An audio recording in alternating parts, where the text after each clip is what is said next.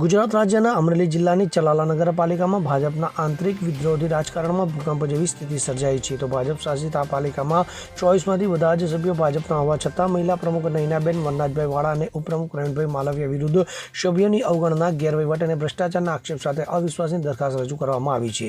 તો ward number 2ના સભ્ય મુક્તાબેન પરમાર દ્વારા આ દરખાસ્ત પર 20 સભ્યોએ સહી કરી છે, જે બહુમતી દર્શાવે છે. તો 7 મહિના પહેલા એકમાત્ર બજેટ બોલાવ્યા પછી કોઈ પણ સામાન્ય સભા ન બોલાવવાથી સભ્યોમાં નારાજગી વધી છે. તો સભ્યોએ ચીફ ઓફિસરને 15 દિવસમાં સામાન્ય સભા બોલાવવાની ચેતવણી આપી છે, અન્યથા સક્ષમ અધિકારી સામે કાર્યવાહી કરવાની ધમકી પણ આપી છે. તો આ ઘટનાથી ભાજપની આંતરિક વિભાજન ઉજાગર થઈ છે, જેવા સભ્યોના હિતોની અવગણના અને વ્યક્તિગત લાભ માટેના આક્ષેપો મૂકી છે. તો જિલ્લા ભાજપ અધિકારીઓએ તાત્કાલિક દાખલ કરીને વાતચીત શરૂ કરી છે, પરંતુ સભ્યોની અડગતાથી પરિસ્થિતિ તણાવભરી છે. તો આ અવિશ્વાસ પ્રસ્તાવ પસાર થયો તો પાલિકાના નેતૃત્વમાં મોટો ફેરફાર થશે, જેનાથી સ્થાનિક રાજકારણ ગરમાવાશે. તો વિરોધી પક્ષો આ તરફથી લાભ લેવા તૈયારી કરી રહ્યા છે.